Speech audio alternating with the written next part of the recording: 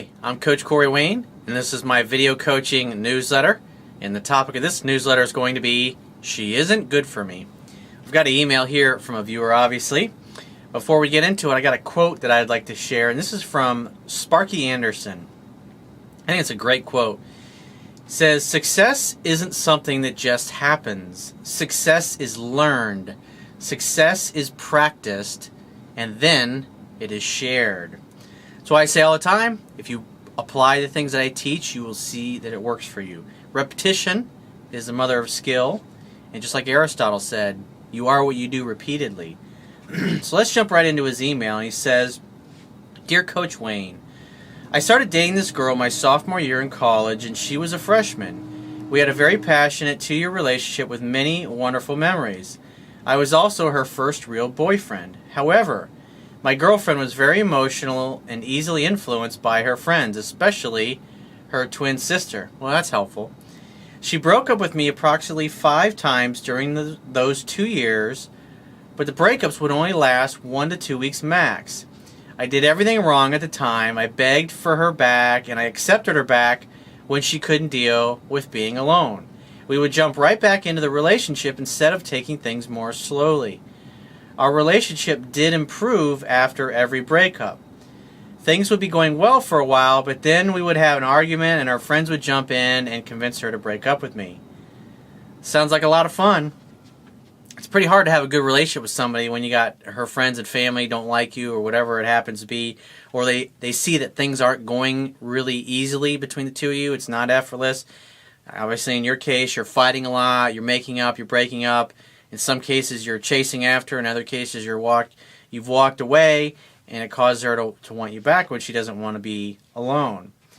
Definitely not a healthy way to go, and it kind of reminds me of some of the relationships that I had that I wrote about in my book years ago when I was still learning this stuff and figuring it out.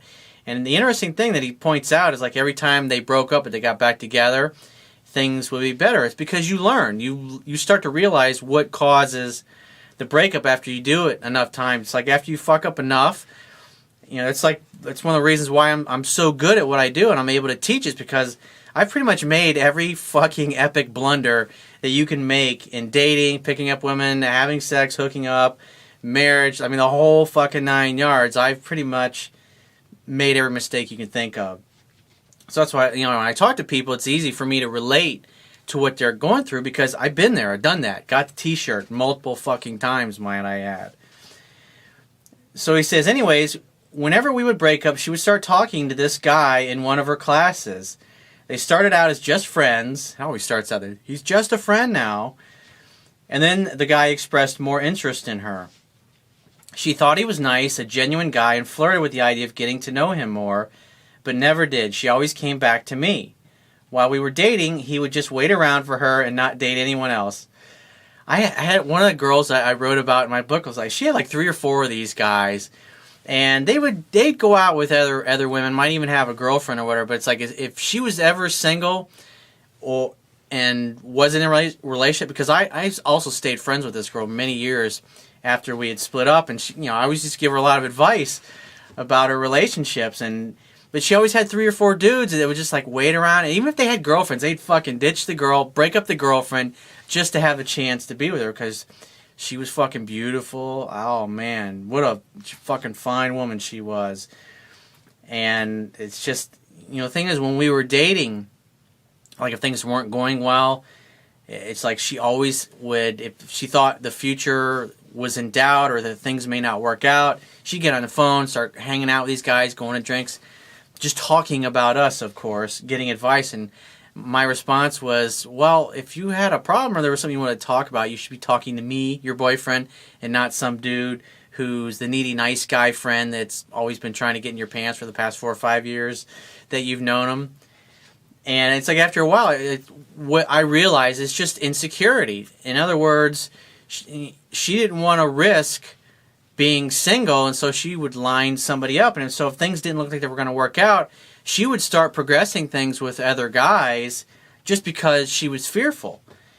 And as I finally learned this stuff and got the balance, there was just some traits, some devious sides to her, and she admitted. I mean, she looked at me right in the eye and she says, "I know I can be devious." I'm like, "You think?" I mean, she actually told me that.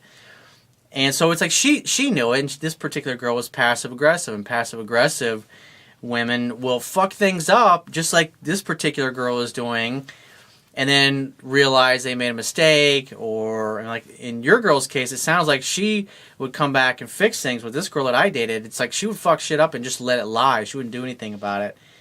And I'll tell you what though, it's like it was an up and down roller coaster, but when things were great, they were fucking awesome. But when things sucked, they were bad. But I'll tell you what, dating a woman like that, that's fucked up like that, and you're a little too emotionally sensitive, you're a little too much of a nice guy, the benefit to dating somebody like that is it made me really tough. It taught me the ability to be able to walk away and never look back if I got pushed too far. In other words, if she mistreated me or wasn't treating me the way I wanted, I eventually grew a set of balls basically and had the ability to walk away and never look back. And it really helped me find my center and my balance to where I no longer did things that made me look bad. Or in other words, I would no longer do things that violated my own dignity and my own self-respect. It's like if I didn't want to do something, I stood up for myself, even if it meant that I might possibly lose a relationship. And a lot of guys that I coach, that's one of the things that's kind of hard for them, is they get in that area and they're fearful. They're doing some things right, but they're still doing some things wrong. And since they're in a fearful state and they're worried about losing this person, it's extremely hard to get them to do things right. Like I was talking to a client this past week recently, and he's just worried that things weren't going sideways. And the funny thing is, he's been dating this girl for about the past year and a half. And so one of the things he's like, because he's like not doing anything now. He's not even calling her.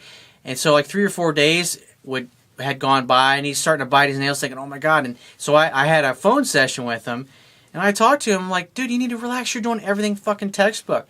And the thing is, it's just boggling his mind because he's like, "I'm not doing anything."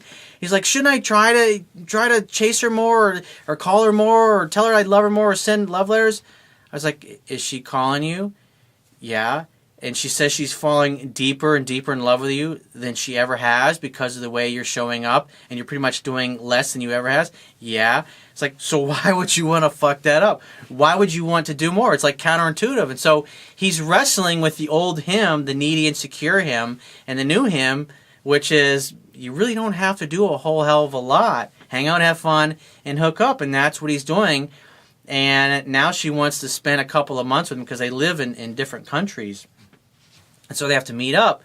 And so normally they would meet up and hang out for a couple of weeks in a city or whatever. Now she like wants to spend several months with him.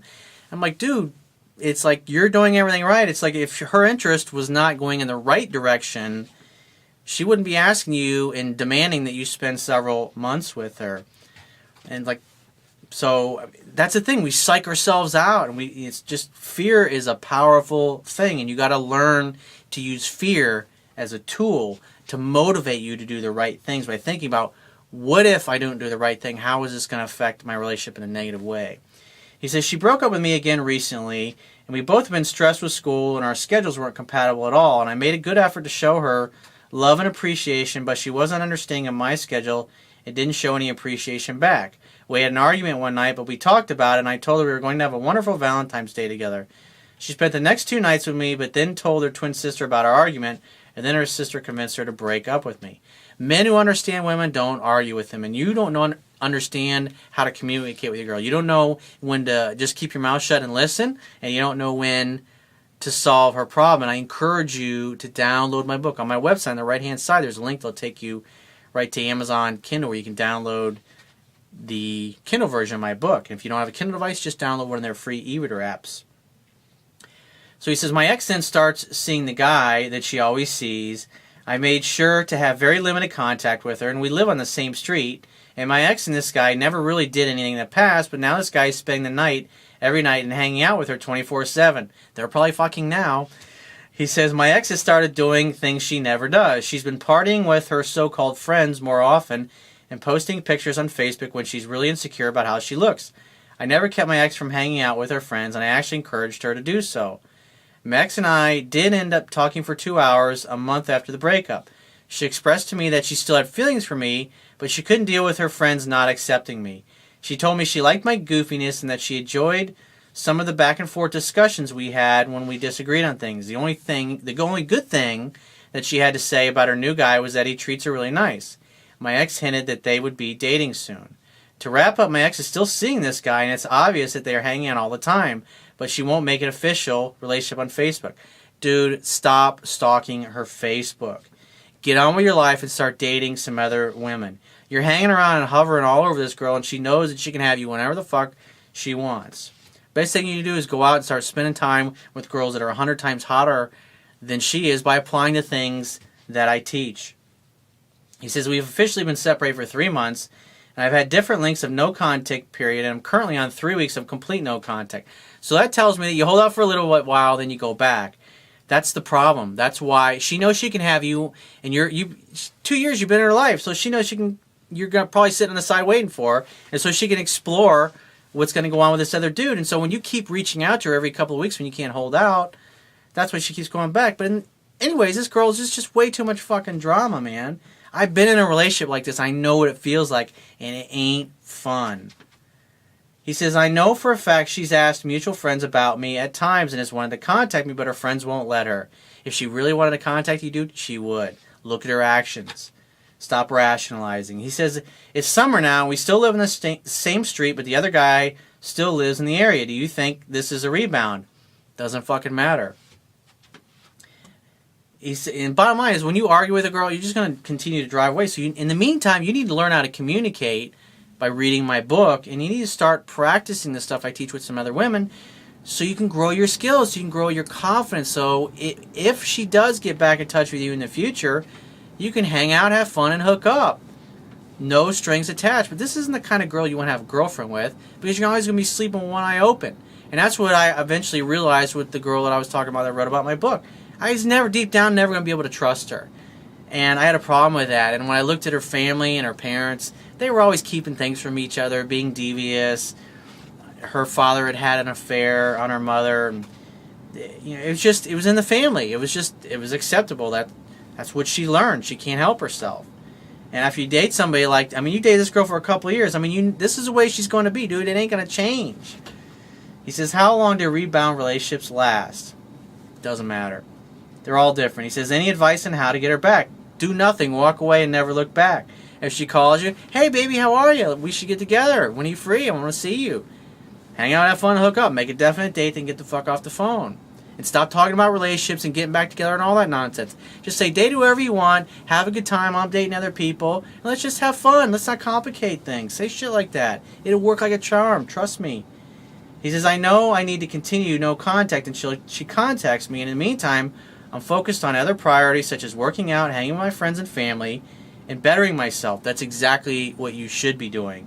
He says, I'm not waiting around for her, and I'm definitely willing to date other people if something comes my way. He says, all my friends tell me to leave this girl because she isn't any good for me. She's not any good for you, dude. She's a great friends with benefits, great sex playmate, but that's it. She's not good girlfriend material, and she ain't good wife material. I'm sorry to tell you that, but it's just the way it is. Eventually, I realized that you can't change people. They become better versions of themselves, but at the end of the day, they are the way they are. He says, I understand that she didn't treat me great, but I have so many wonderful memories with her, and I want to approach things differently for once and get it to work. Like I said, I've already explained what you need to do. Walk, never look back. She gets in touch with you, make a date, but keep in mind, this is not good girlfriend material because of her characteristics, the way she treats you when you argue with her. Think about it. 5 years from now, say you get married, you have kids, and you're away on a business trip and you have an argument over the phone. Do you really want to lay awake at night in your hotel bed wondering if she's fucking your single next door neighbor? Come on, dude. Seriously, think about it. So if you want to get my help, the quickest way is to go to my website, click the products tab, and book a paid phone coaching session. And I will talk to you soon.